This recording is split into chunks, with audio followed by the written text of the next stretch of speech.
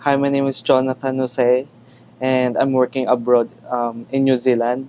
So I just came home last February 21st. Then I just love exploring the country of Philippines, so that's why I came home.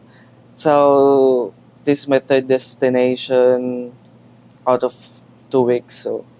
So yeah, I love traveling. So in New Zealand, I always do traveling as well.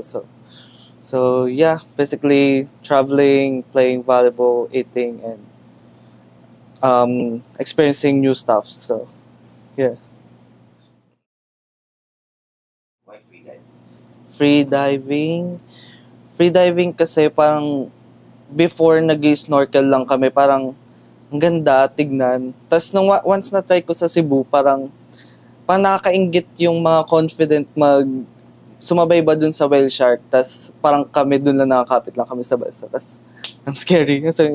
Tapos parang nung na-realize ko na andun na ako ba't hindi ko kaya gawin? That was way back before. Then sabi ko, pag uwi ako ng Pinas, gusto ko matutunan yung free diving para at least naman, since gusto ko din naman lumangoy-langoy, parang ano ba naman yung maging confident din ako sa baba, then add to the feed din yung marunong ka din, di ba, sa free diving, exploring the corals, fishes, and everything. So, yon sabi ko, may flight kasi ako this coming Tuesday sa Balabac. So, sabi ko, sayang naman kung nandun ako sa Balabac, then hindi ako makakapag-free dive. So, sabi ko, what if introduction to free diving ako before ako pumunta ng Balabac. So, yun. That's why nag-book ako ng lesson sa freediving. Then, I'm so happy naman na support din sila doon. Free diving? So, why CO2 freediving? Actually, ni-refer lang din talaga siya ng friend of friend. Bali, kasi since nasa abroad ako, then wala din akong time mag-look ng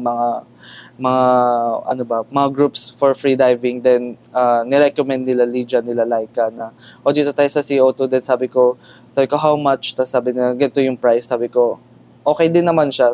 Yung price niya worth it naman dun sa itinerary na nakita ko. Then full pack din naman siya, accommodation, food, and everything. Sabi ko sulit na din naman. So sabi ko why not try? Tapos yun nga, it comes out na mas okay pala here. Right?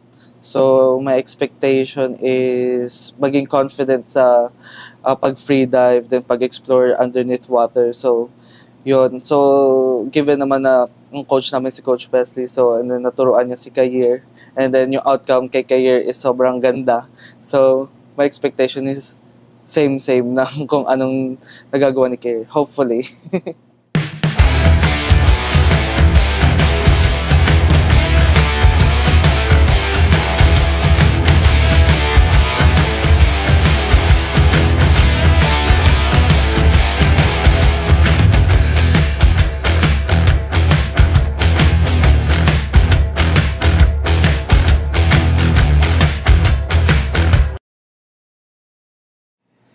For the past 2 days, yung memorable experience ko is yung deep dive ako dun sa open water kasi nung una sa pool parang natatakot-takot pa ako kasi sabi ko kaya ko ba, kasi nag-hesitant ka ako sa equalization ko nga. Tapos yun, with the help naman with Coach Steve, yun nga, na-conquer naman yung fear dun sa equalization. Then yun, memorable din yung nakakita ng mga pawikan dun sa open water. Nagpakita yung tatlong pawikan yung nakita. So yun, isang malaki, isa yung putol yung paa. So sobrang memorable kasi parang once in a lifetime lang din makita ng pawikan in the wild. So yun. Lesson, siguro yung discipline. Kasi need mo talaga siya when it comes to free diving. Kasi hindi pwedeng kapag gusto mo mag-dive ka lang alone. syempre kailangan mo din ng body. Then yung basics, need na need siya when it comes to free diving. Then ayun, yun yung mga lesson na natutunan ko na hindi naman sa lahat ng bagay kailangan mo na mag-dive. So, need mo rin naman syempre alagaan din yung mga nasa surroundings mo. Then, be aware lang din syempre sa surroundings, especially dun sa wildlife. Sa kanila, wag sila mag-hesitate na mag-free dive kasi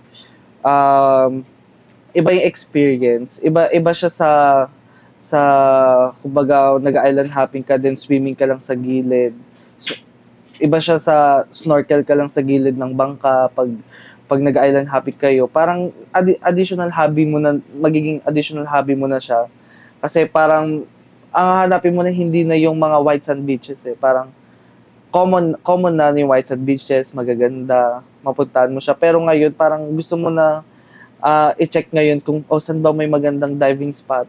Saan ba may magagandang coral reefs? Saan ba yung perfect spot para mag-free dive, then explore yung deep ocean?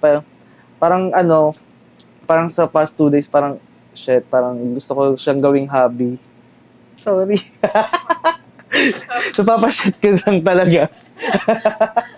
Pero yun nga, kasi iba talaga yung experience ng pag-free dive. Pag once na-try mo siya, dun sa baba, parang nakaka-addict na siya na isa pa. Kahit pagod-pagod ka na, isa pa, sige, parang kaya pa naman i-hold breath. Pero yun. So sa mga dun sa takot mag-free dive, huwag kayong matakot kasi yung mga coaches naman is very i-accommodate nila kayo hanggang dun sa makonquer nyo yung fear nyo, hanggang sa makuha nyo talaga yung pinaka-best spot nyo. Then, unti-unti siya. Hindi naman siya biglaan. Hindi kayo bibiglain ng mga coaches mo. Kung hanggang saan kaya nyo, then itatry ng coaches na makuha nyo yung pinaka-magandang dive nyo. So, yun. Especially doon sa mga di marunong lumangoy, sabi nga nila hindi naman daw kailangan. Ang kailangan mo lang din talaga is yung lakas ng loob. So, yan.